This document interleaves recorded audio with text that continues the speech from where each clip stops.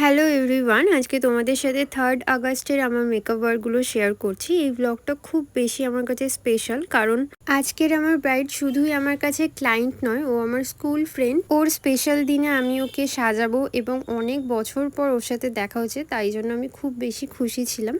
সেদিনের আমার লোকেশন একদম আমার বাড়ির কাছাকাছি ছিল, বেলুর আনন্দ ভবনে। টাইমিংটা আমি 12টা থেকে 12:30টার মধ্যে দিয়েছিলাম, কিন্তু এত বৃষ্টি যে আমায় যেতে যেতে প্রায় 1:30টা মতো বেজে গেছিল। প্রথমে তো একটু টেনশনেই পড়ে গেছিলাম, কারণ বৃষ্টির মধ্যে কোনো টোটো যাচ্ছিল না আর রাস্তায় এত জল জমে গেছিল। এরপর কোনো রকম পৌঁছেই যাই, আর গিয়েই তো দেখি রিমা একদম রেডি হয়ে বসে আছে যে কখন আমি ওকে গিয়ে সাজাবো। যেহেতু বললাম যে বান্ধবীর বিয়ে, ওখানে তো আরও বান্ধবীরা থাকবেই, ওদের সাথেও দেখা হচ্ছিল। এরপর মেকআপটাও শুরু করে দিয়েছিলাম, আর আজকের মেকআপ নিয়ে ও তেমন কিছু আমায় বলেনি। যখন আমাকে অনেক দিন আগে বুকিং করেছিল, তখন একটা ফটো দেখিয়ে বলেছিল এরকমটা সাজতে চায়। আর ওকে এমনিতেই এতটা সুন্দর দেখতে, পুরো লক্ষ্মী ঠাকুরের মতো দেখতে। আমি ওকে যতটা পেরেছি সুন্দর করে সাজানোর চেষ্টা করেছি। এখানে আমার ফুল মেকআপ কলকা সমস্তটাই হয়ে গেছে, আস্তে আস্তে জুয়েলারিগুলোও পরিয়ে দিচ্ছিলাম।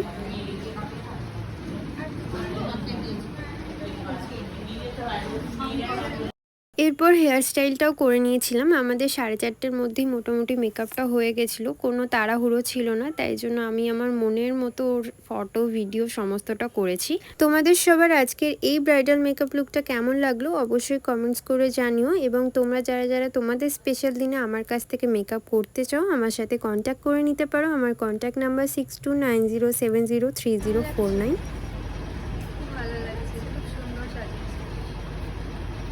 এটা ছিল রিমার ফাইনাল লুক। ওকে এতটা মিষ্টি লাগছিল, সামনে থেকে চোখ ফেরানো যাচ্ছিল না। এখানে কিন্তু ও মুকুট নথ সবটাই নিজের পছন্দ করে কিনেছিল, খুব সুন্দর মানিয়েছিল ওর মুখের সাথে সব কিছু। এরপর ওকে ছেড়ে দিয়ে আমার ছিল দুটো পার্টি মেকআপ। তো প্রথমে আমি শুরু করে দিয়েছি, সেইভাবে খুব একটা ভিডিও করিনি, যতটা পেরেছি আমি পার্টি মেকআপ লুকগুলো শেয়ার করেছি।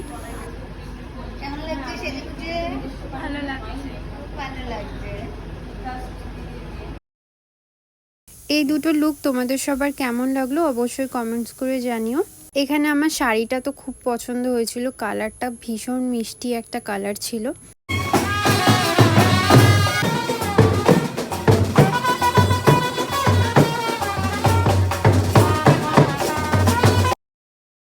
পার্টি মেকআপ লুকগুলো কমপ্লিট করার পর সমস্তটা গুছিয়ে নিতেই তো দেখি বর চলে এসেছে, আর রিমা এখানে সুন্দর করে ফটোশ্যুট করছিল।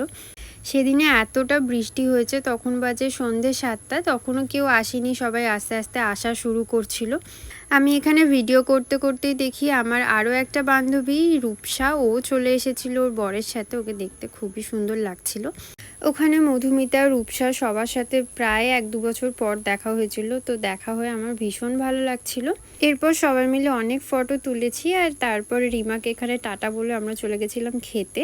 তোমাদের সাথে তো আমি প্রচুর মেকআপের ব্লগ শেয়ার করি, কিন্তু আমার এখানে মনে ছিল ফুড ব্লগিংটাও শুরু করে দেওয়া উচিত। এখানে যেই ভাইটা ফুচকা বানাচ্ছিল, এতটাই টেস্টি খেতে, দারুণ লাগছিল আমার খেতে ফুচকাগুলো। খাওয়া হয়ে যাওয়ার পর তো আবারও চলে গেছিলাম, সবাই একসাথে বেশ কিছুক্ষণ গল্প করছিলাম। তখনও তো বিয়েটা শুরু হয়নি। আমার ভীষণ ইচ্ছা ছিল ওদের বিয়েটা পুরোটা দেখার, কিন্তু ওরা বিয়েতে প্রায় 10টার পর বসেছিল। এই যে বিয়েতে ওরা বসে পড়েছে, আর দেখো নতুন বর বউকে কতটা সুন্দর লাগছে, মানে সত্যিই ভীষণ ভালো লাগছিল ওদের দুজনকে। আর এদিকে আমি, মধুমিতা, রূপসা, আমরা 3 বান্ধবী মিলে বিয়েটা কিছুটা দেখেছি, মানে অল্প একটুখানি দেখে তারপর বাড়ি চলে এসেছি। তো আজকের জন্য ব্লগটা এতটাই। তোমরা কিন্তু অবশ্যই কমেন্টস করে জানাবে তোমাদের সবার আজকের এই পুরো ব্লগটা কেমন লাগলো এবং আমার প্রত্যেকটা কাজ কেমন লেগেছে। আবারও আমার নতুন কোনো কাজ নিয়ে দেখা হচ্ছে তোমাদের সাথে, ততক্ষণ পর্যন্ত টাটা।